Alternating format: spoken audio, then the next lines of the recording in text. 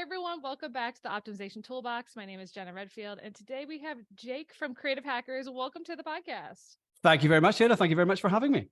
Yeah, well, I actually found you on TikTok. Of course, it came to my profile. The algorithm knows me, and the minute I saw your content, I was like, I have to follow this person. And I started watching like all your videos, of course. And you talk a lot about a lot of different things, which is great. Which is what we that's the kind of your niche as you talk about, but mostly like multi-potentialite, kind of having multiple niches and having many different interests. Can you kind of explain like how you got to this point? I know you've done some other things like music in your background. So how did you get to this point? Well, I was an artist manager. I managed successful, not all of them successful, but basically DJs, pop bands, rock bands, producers in the music industry.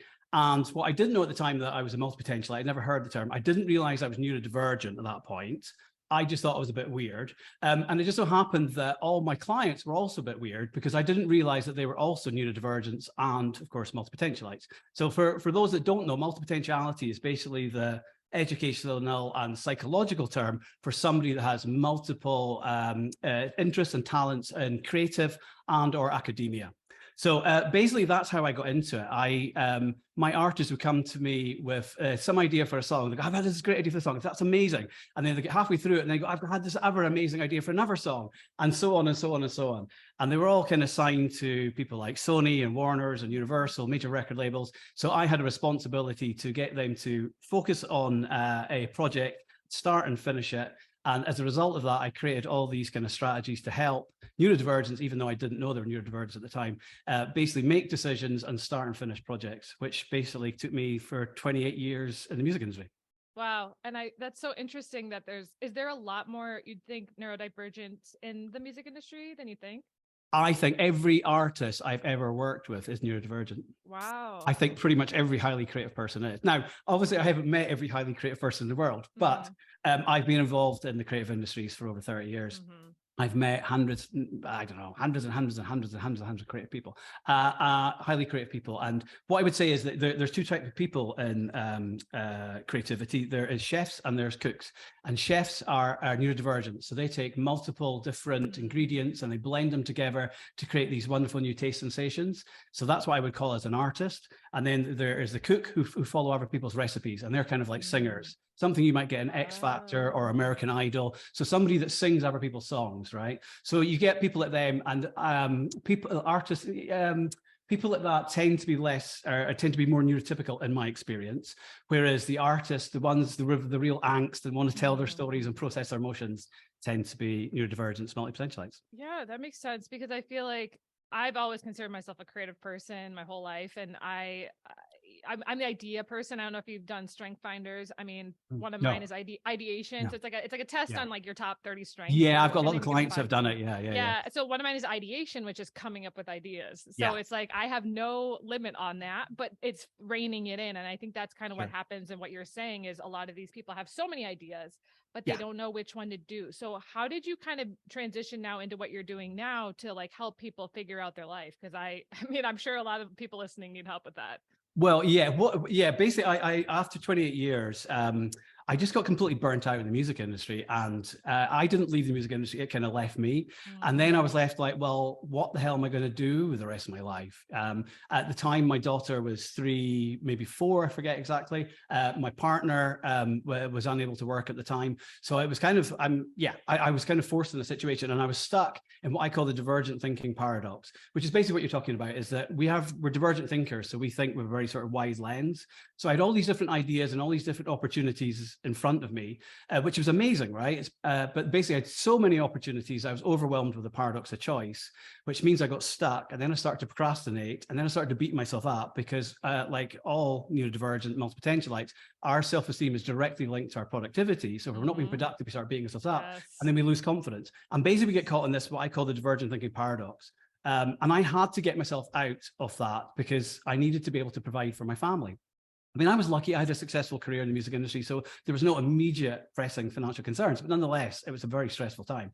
So eventually, I solved this problem, and I've got a whole bunch of frameworks I use with clients to get them unstuck and help them make decisions and get them from A to B and so on. So anyway, I created this, and I started speaking to a lot of friends who were also stuck creatives. And I helped them, and they said, "Hey, Jake, this is amazing. Why don't you charge this? Why doesn't this become your business?" Which hadn't even occurred to me. So, and I thought that's a good idea, and that's what I started doing. And then I'd already had a blog at the time. I'd had it for about a year and a half, which had about 10 different niches, of course, in a very sort of multipotentialite manner. And then I started writing, exclusively for Multipotentialites. And then that led me to starting up the TikTok channel, which you found me on. And yeah, it's gone from there. Yeah, that's amazing. Because I think that's the thing that everyone wants, right? Is to live the life where they're doing the thing that they didn't even think was something that they could charge for, that they were just naturally good at. Yeah. And I think I've kind of stumbled upon that multiple times in my career too, is like, people are like, "Oh, you're really good at that. Like, you should charge for that." And I'm like, never, it's just like, I think the world tells us, like, I was talking with some friends yesterday and they're like, "Well, what's your full-time job?" I'm like, "I have like 8 part-time jobs. What are you talking about?" Like, I do a bunch of different things. And so it's like, and that's just kind of a neurotypical factor of like, you should have like one job forever, whatever. Yeah, exactly. And I think so for you, what does that process look like? First of all, I'm obsessed with frameworks. So when you started showing your frameworks, like, I don't know if it was on TikTok or whatever, I was like, oh my gosh, I have a whole Notion board just of frameworks, because I like love them so much. How did you come up with your frameworks, and how do you apply them with your clients? I started building them to help artists, start and finish album projects and stuff like that. And I just started recognizing a bunch of patterns, because one of our skills is pattern recognition skills. And we're brilliant problem solvers. And that's what we do. And we just visualize things. And my whole thing is about simplification, which is obviously yours as well, right? I mean, your whole brand is an optimization, which is, it's just simplifying things, right? Yeah, totally. It's systemizing and simplifying. Yes. And I think that's something that we're really, really good at. And basically, I just noticed all the emotional barriers, the creative blocks that stop people, the perfectionism, the procrastination, but mostly the sort of the thought patterns that we get stuck into. And we as multipotentialites or neurodivergents get stuck in these paradoxes all the time, and basically we're overthinkers. And so what I did was I spotted patterns, and I just started putting down these patterns in really sort of simple terms. And people started to recognize that they were stuck in paradoxes.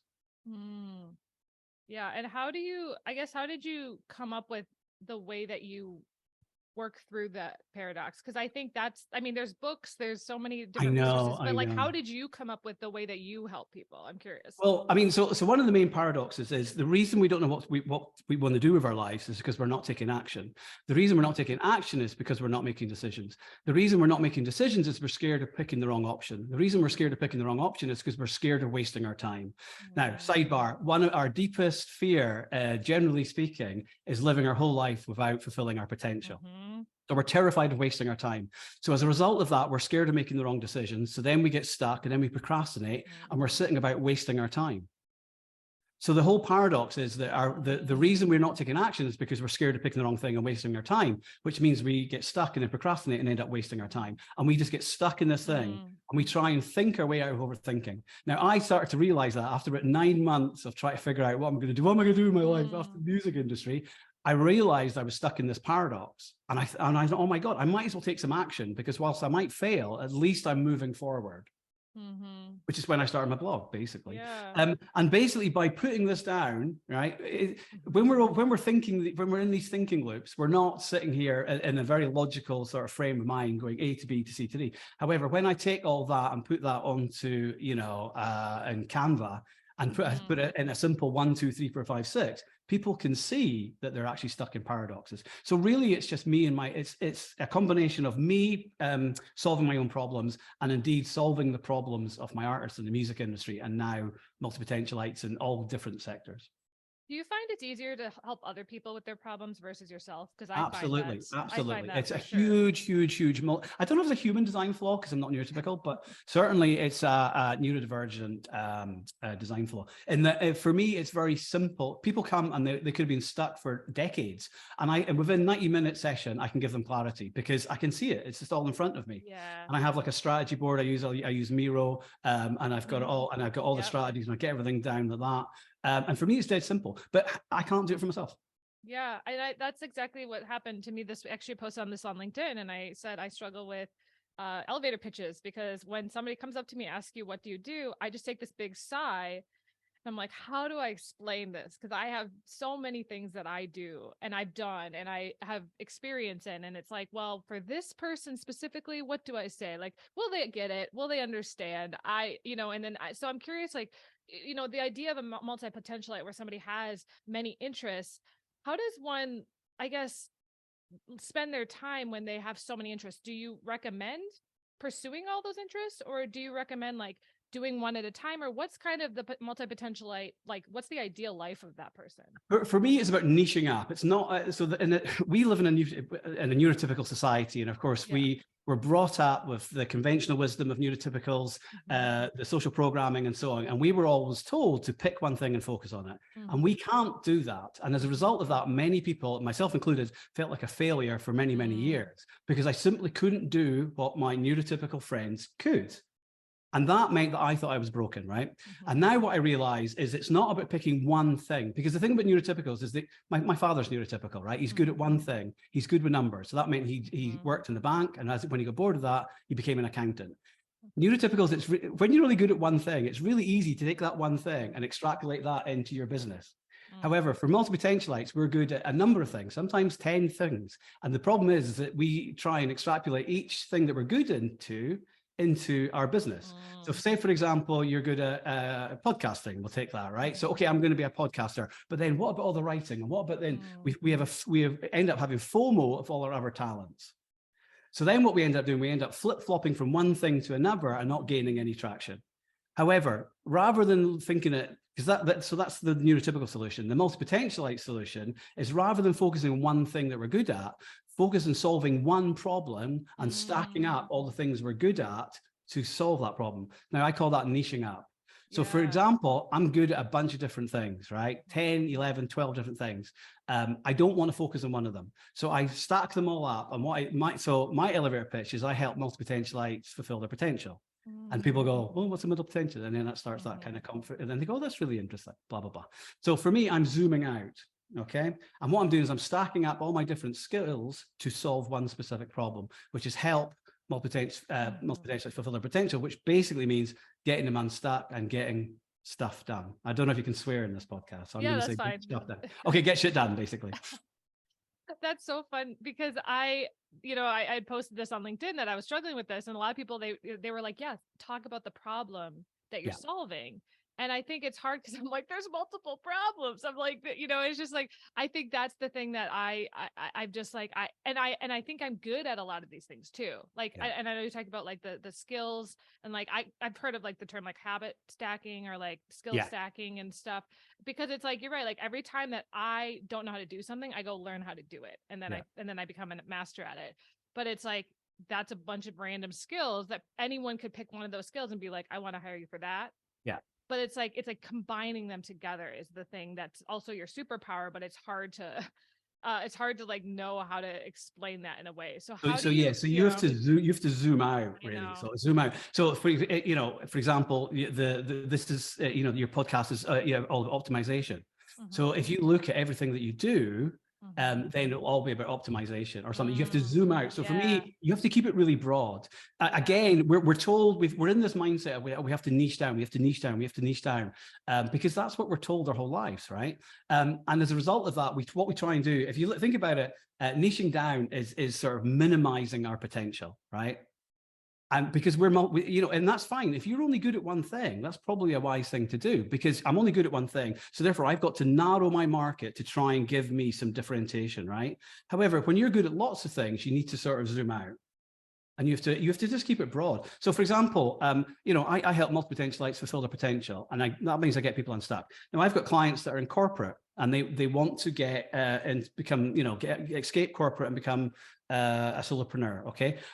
So that's one thing. I've got other clients who want to start and finish creative projects. Now that could be consultants in New York. It could be artists. It could be creators. It could be all kinds of different things. I work with so many different people and different problems, but they're all stuck. So they're all in a place where they no longer want to be. They're all in a place where they want to become, and that the things that are in their way, right, is indecision. They have started and they started and quit so many projects in the past. They no longer believe that it's possible for them to start and finish projects.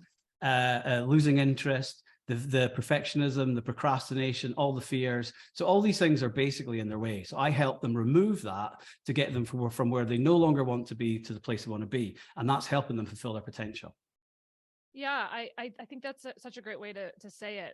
One of the things I struggle with is my interests change a lot, where all of a sudden I won't be interested in the thing I was spent the last 5 years doing.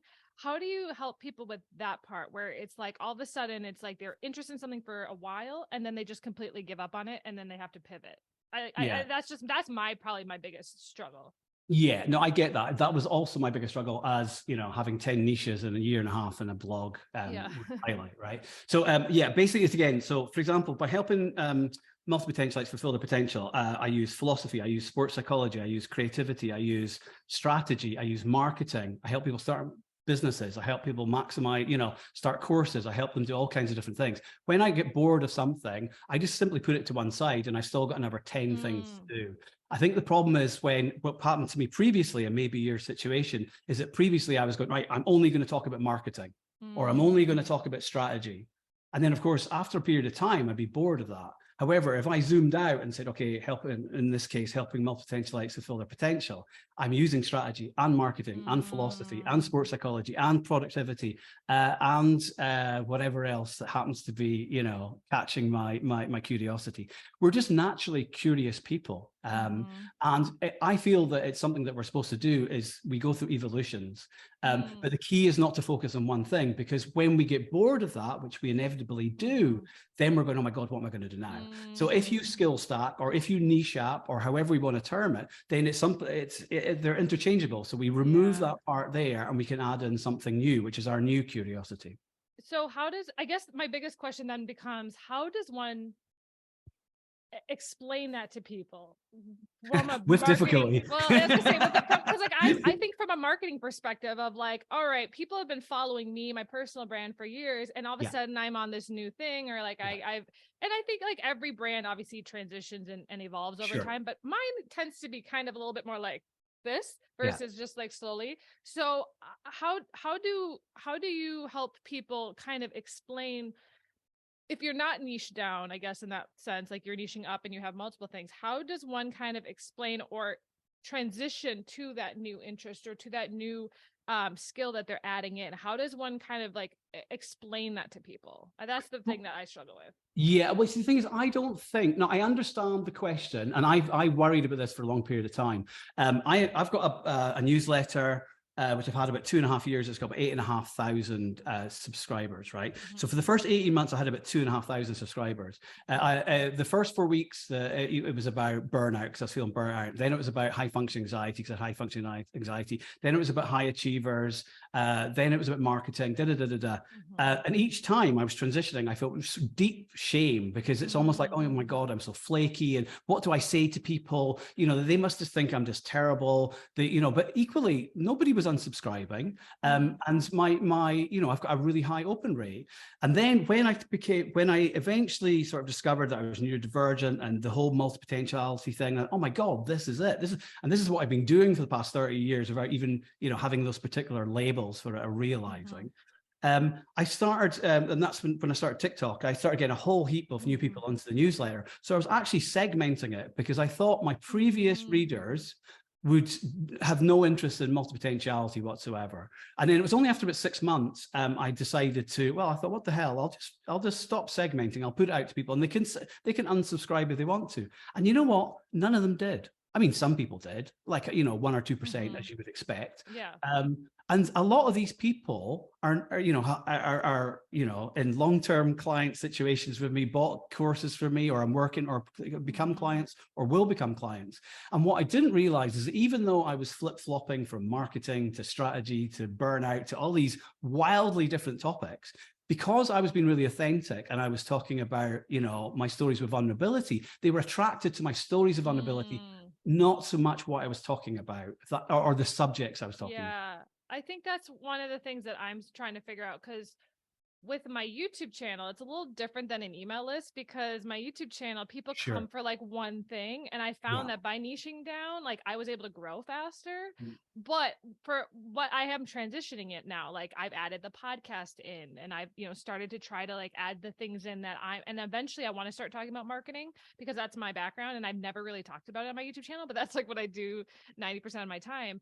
But I was focused on ADHD and Notion, the software I Mm. use. And so like that was my whole thing for years, was like I was the ADHD and Notion girl. I was the ADHD and Notion girl. And that's why people come into my channel. And I'm like, I don't want to be that person. I want to have multiple things I want to talk about, but I still want to have that sort of angle.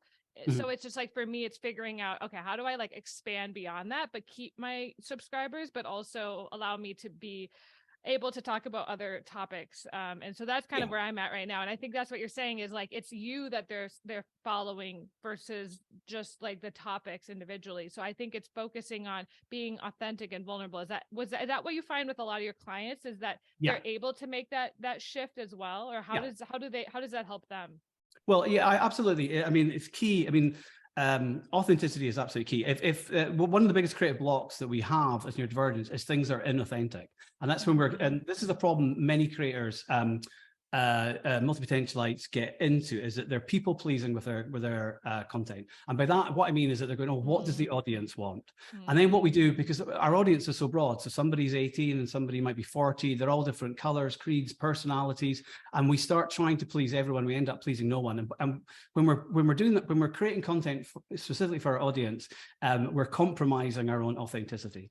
So what I recommend is that we actually create content for ourselves. So, for example, when I process my emotions with my content. So if you see an article of mine about perfectionism, it's because I feel perfectionistic.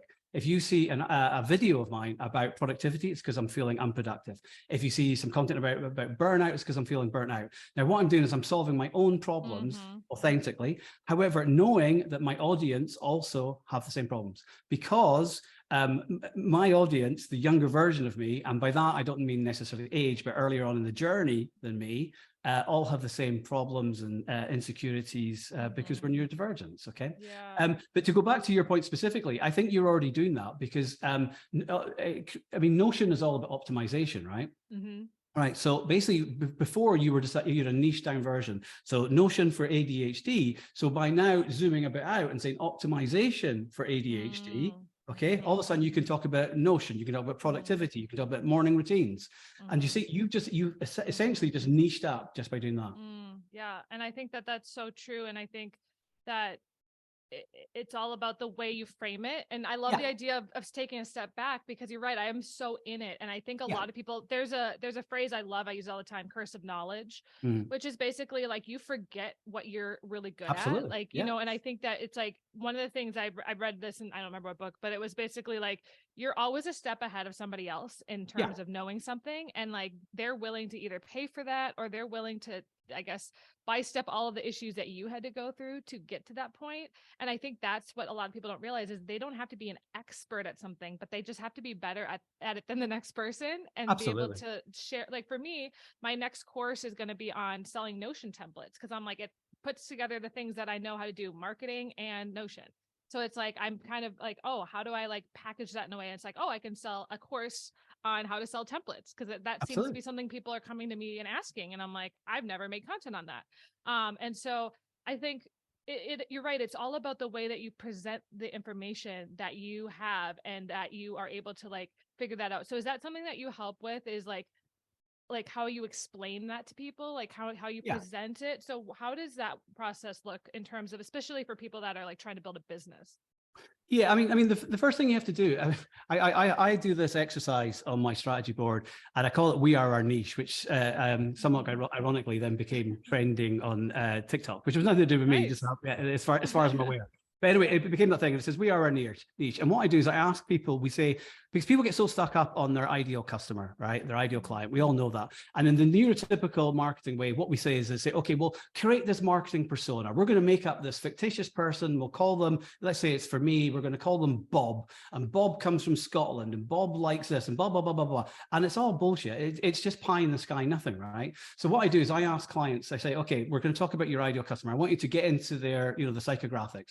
What is their fears, right? What is their anxieties? What is their da-da-da? And they'll give me a list of things, right? And then I'll say, okay, what are their hopes and aspirations? They'll talk about their hopes and aspirations.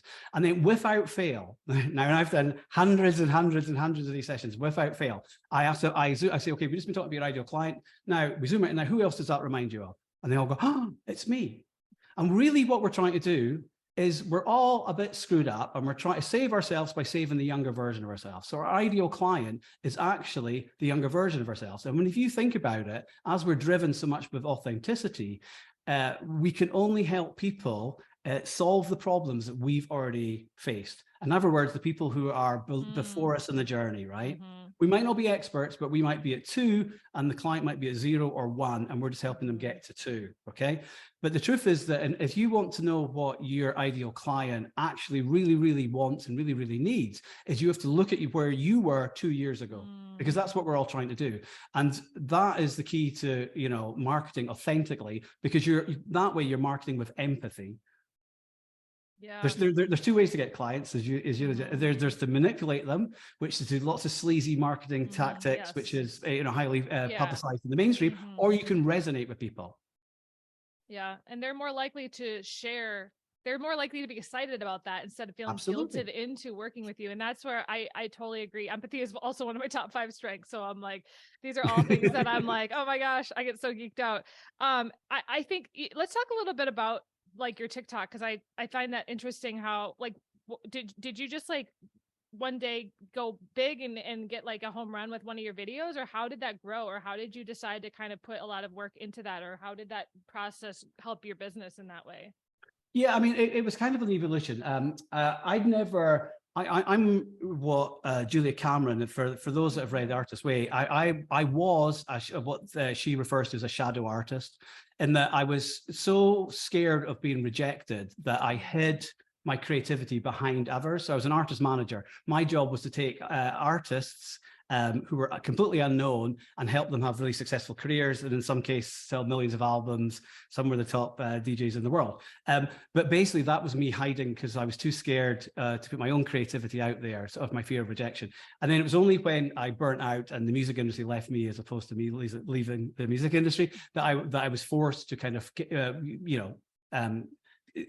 unearth and reconnect with my creativity. So I started just doing the blog and blah, blah, blah, blah, blah, eventually built up confidence. But the whole TikTok thing was absolutely terrified me. And people, I had a whole bunch of clients, and a lot of my readers had become friends, and they're saying, Jake, you need to get on to TikTok, because everything you're talking about is going to do really well on TikTok, And I'm like, yeah.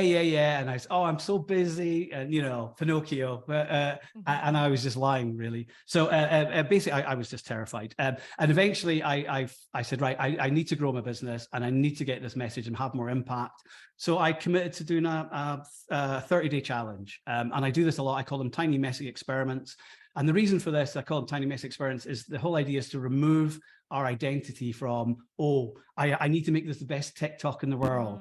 I have tried and failed 2 podcasts because they're like, it's going to be the best podcast in the world. My perfectionism always gets in the way. I have unrealistic expectations. The reality never lives up to that, and as a result, I self-sabotage my projects. So what I discovered is that I started to do tiny, messy experiments, which is basically short-term experiments. So my newsletter was I'll publish 4 articles in 4 weeks. And if it's an experiment. If some experiments work, some experiments don't. And if I no longer want to do it, I can move on to do something else. And I did exactly the same with TikTok, right? So TikTok, I said 30 videos in 30 days, and I did it. And my whole yeah, creative self-esteem was based on just publishing the content. Because the thing is, I knew it was rubbish. And which is a very difficult thing for a perfectionist to do, is to put out something they know it's not perfectionist, right? But the only way to get over perfectionism is to basically, you know, we're out of our comfort zones, is to repeatedly do it until we're in our comfort zones. So that's what I did. And it just so happened on my 31st day, so the 31st video was my first ever viral video. So if I'd stopped at day 30, we wouldn't be having this conversation. Wow, that right there is gold, because you're right. Like there's that graph, I've seen it before. It's like where people want to quit, and then right when they want to quit is when like they take off. Yeah, my subscriber list is exactly the same on my Substack list, hockey, you know.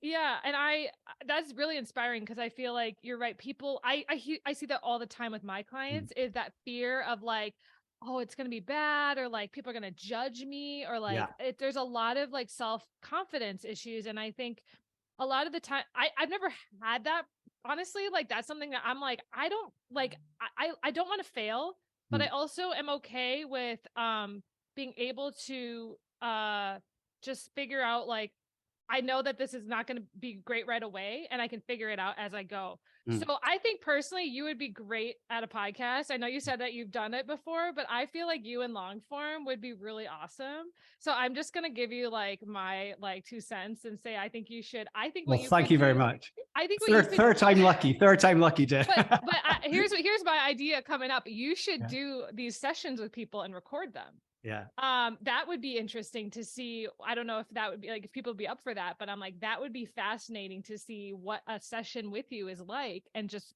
upload that. Cause I'm like, no, it'd be a very good idea. Very good idea. Because it's easy, you're already doing it. I mean, as long as the people are willing to like be recorded, I mean, I would 100% listen to that. There's a podcast I listen to where it's literally a guy in therapy with his therapist, and he records it. And it's like, you know, it's like fascinating to see what a therapy session, it's like seeing how the sausage is made or whatever. But I think, you know, and I don't know, that's just my like 2 cents about like, I would listen to that for you. No, it's a good idea. It's a good idea. But yeah, it's I mean, third time lucky. I will do the podcast. But you're obviously lucky. But see, you've been putting yourself out there for a long time, haven't you? Right. So if you cast your mind back to when you first put yourself out there, were you as confident then about working things out as you do now, or is this now a learned experience over time? I think I've gotten better at it, but I also think a lot of people don't know this. I started my first YouTube channel in 2006. I was 15 years old. Wow. But I didn't put myself on camera until 2014. So I was behind the scenes. I was being creative, but I wasn't putting myself out there as a personality until I was out of college. So for me, it's like, you're right. Like I wasn't able to make that transition right away from being a 15-year-old. So, and then I was actually just showing my friends my old YouTube videos the other day. Because again, I've been doing this now 8 years on YouTube, and I was so bad at it. And it's like, oh, I forgot that, because I've been doing it now so long that I forget that I was like, oh, I like didn't know where to look at the camera. I wasn't used to just like presenting. And I think I'm like, oh, it's so easy. But I'm like, I've been doing it for like 8-9 years, and I forget that it wasn't easy at first. And I think that's what I always have to tell my clients, is it's not easy at first. And I think everyone on TikTok gets better. Absolutely. Like, you know, and it's just like, you get better. Like your first videos are going to suck, but you have to get through that part, and you will learn what works, what doesn't work, what goes viral, what people want to see, what they don't want to see. And you're going to figure it out, but it's like, it is going to be messy. And some people are just not willing to do that work. Yeah, no, I agree totally. In fact, and what most creators do as well is they go back, once they've built a big audience, they go back and they delete or private the first ones. And I don't do that, because I think it's really inauthentic. Really what they're trying to do from an ego point of view is they're trying to give the impression they've always been really comfortable on camera. And we really aren't. My first video is, hello, I am Jay, and I'm here to talk to you about perfectionism. I mean, it is awful. I cringe as even thinking about it, but I leave it up there because I want clients to see, because people who haven't, you know, because it's quite common, people watch a video, then they go back and look at the first one. It's a common thing, right? Basically when you do it with a lot of creators, like, oh, they've always been so good at this. And that, in my view, widens the gap from somebody being able to not be able to post videos to then start doing it. So I've left it, and I invite all my clients to go and watch it, even though I cringe. And I post it, not regularly, but I've posted it a few times, you know, on my newsletter, and just go, you know. But yeah, I think it's an important thing. But for me, it was just terrible. But it's been the best experience ever. My biggest regret, I mean, I'm 52 this year. My biggest regret in life, right, is not having embraced my creativity and put myself out there sooner. Because the whole reason I didn't was because I was fearing rejection. And that was just because a lot of rejection I had as a kid and growing up and just bringing that into adulthood. What I expected was by, you know, sharing my stories of vulnerability, I thought, oh my God, I'm going to get rejected. It's just going to be an absolute disaster. And quite the opposite things happened. I've helped people feel seen and heard about their multipotentiality, which in turn made me feel seen and heard. And so for the first time in my life, I feel good enough.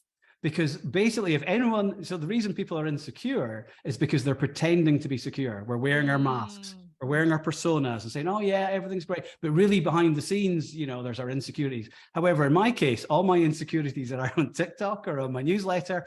It's all out there. So therefore, I no longer feel insecure. I do that as well. I do share my vulnerabilities, but I also feel like it's easier for me to share my vulnerabilities to the public than it is one-on-one, is what I've learned. It's easier to just be like, hey, here's all my issues. Oh, I don't mind anymore. I love it. I love it, but I also am like, I can never tell one person that into their face. So that's where I'm how is it easier to share to the masses than it is to like do it interpersonally? But I mean, I'm thinking about that. Yeah, I mean, yeah, I think you could be right. You could be right. I mean, I feel fine anything now. I really do. But I definitely think you're right. It is easier to do it to the masses now than it would be in a one-to-one person. Yeah. It's called, I actually looked it up. I found there's a word for it. It's called, is it really? Yeah. Brene Brown called it the spotlight effect. Oh. And it's hard to find, like, she hasn't talked about it much, but like she mentioned it one time and I read the definition of the spotlight. Yeah, I know. And I was like, wait, that is exactly what I do. Is I almost like, by being open to the world, I still am being not vulnerable to the people that I need to be, which is one-to-one. And so it's like, I'm almost still putting on a mask in that way. And so I think that's just something I need to work on, obviously. And I don't know, this is one last question that I have for you, because I know we're coming up, but I came out with this idea where I was like, I want to do a podcast episode on strengths and weaknesses. Where we talk, like, because in the world they say focus on your strengths, right? Focus on the things that you're good at. But I'm like, but the weaknesses are what's holding me back. So what are your thoughts on this? Should I focus on my weaknesses or should I focus on my strengths, like improving my weaknesses or just making my strengths better? Focus on strengths, make it better, you know, and because the thing is, we've got so many strengths that I think that, and we've got so many strengths, and it comes down to knowledge blindness or curse of the wisdom, curse of knowledge. So we have so many strengths, we don't realize how many strengths we have. And this is apparent in every one-to-one session I have with clients. I ask them about their strengths and and they tell me 2 or 3 things, and then throughout the course of the following 90 minutes. More as unweaved, and then by the end of it I say there's all these strengths. Oh well, yeah, but everyone can do that. So no, I basically focus on your strengths, don't worry about your weaknesses. Okay, well that's good to know, because that is kind of the general wisdom I'm seeing. So it's like, it's obviously something that a lot of people should do, because that's obviously what's working. Awesome. Well, how do we find you? I know we've talked about TikTok. How do we find you if people want to like work with you one-on-one? How does that work? How do people find you on the internet? Well, TikTok, it's basically everything's at Jake Creative Hackers, all one word, the line. So basically creativehackers.substack.com. TikTok is at Jake Creative Hackers. Same on LinkedIn. Basically people can find me in all those places and get in contact. Awesome. Well, thank you so much. This has been such a great conversation. I'm so happy that you were able to come on, and I hope that people get a lot out of this conversation. Well, no, thank you very much for having me, Jen. It's been a great pleasure. Awesome. All right. Bye. Bye.